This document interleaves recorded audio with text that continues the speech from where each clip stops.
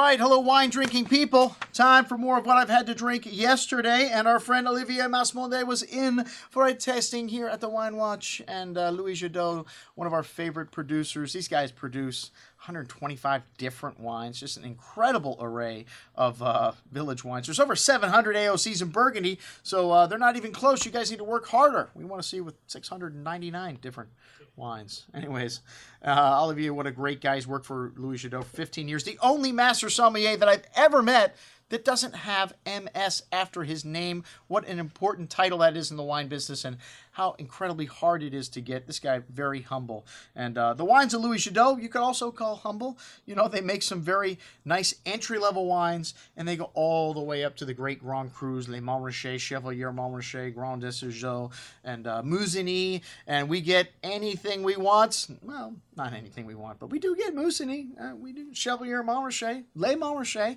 So we get some of the jewels from this portfolio, and we do sell some of the everyday wines because they're darn good. Like the Chablis here, and this Chablis, textbook Chablis, and really classic, that chalky seashell minerality, the green apple, the lemon citrus, lemon lime zest here, really bright and fresh on the tongue with that lime zest, leaving your tongue salivating for food, almost Sauvignon Blanc-like, very good at $27. We could probably sharpen the pencil on that a little bit, right, Antoine?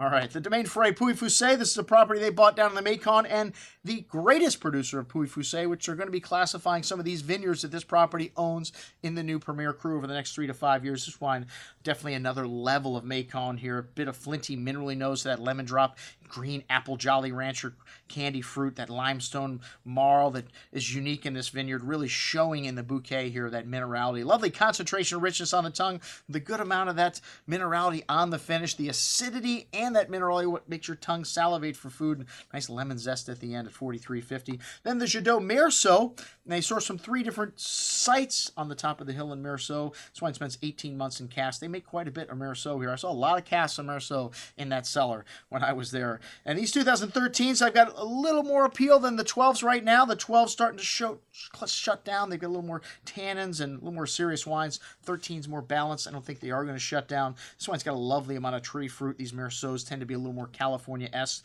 A nice ripeness, a nice smooth, creamy texture, but wonderful freshness and that bright acidity and minerality at the end at 56 1/4. And on to the more serious white wines, a little Chassagne Montrachet and Chassagne, Meursault, and Polligny, the 3 greatest villages. Meursault's the only one that doesn't have Grand Crus in it. But Chassagne, these guys have got a lot of different wines and 14 different Premier Crus in Beaune. Wow. I don't know why I have that note under my Chassagne Montrachet, but Beaune is one of the better values that you can find. The Chassagne here, though, a little funky. This 2011 showing a little different than the 12s, and a little rocky, kind of gravelly, earthy note coming out as this wine opens up, but a nice amount of fruit on the tongue, a nice balance in these 11s. You're not going to need to keep for a long time. Excellent juice. It's $66.75. Maybe it's a little bit expensive. We'll have to work on that price with Antoine. Okay. The Chateau de Jacques Morgon. These guys have some great property down in Beaujolais. Also, Beaujolais, kind of the bastard stepchild of Burgundy. And this wine's got a lovely, pretty floral bouquet, black cherry, and a little bit of this granite minerality you notice in the nose, a little earthy character that's unique to Beaujolais. Really nice dark cherry fruit on the tongue, nice structure, fine tannins, and nice freshness, that floral quality coming through at the end. Excellent juice, and Macon, an outstanding value. If you look at the price on those, $26.25. Wow. All right, the Pommard. This is one of the more rougher wines, and it's from the south. It's not from the Côte de Nuit, from the Côte de Beaune. Very dense and rich on the nose, black raspberry and plum fruit, notes of black truffle, big wine on the tongue as well. These 12s have got good structure. They're going to need a little bit of time, even the village wine, some nice black spice and earth at the end, but good fruit here as well. Excellent example of a village Pommard at $60.75, and then Nuits St. George, even bigger. These Nuits have got a lot of earth and dark spice and dark berry fruit, black raspberry, underbrush, some mint coming out here, nice complexity here. These 12s have got good structure. The tannins really showing. Nuits St. George, always a little bigger wine, and a nice hint of dark spice and freshness there at the end. Excellent juice. At $68.25, we got more Louis Jadot coming up in the What I Drank Yesterday from the evening event with Olivier. Check it out. I'm your host, Andrew Lampasoni, signing off for the Wine Watch, saying, remember, always drink the good stuff first.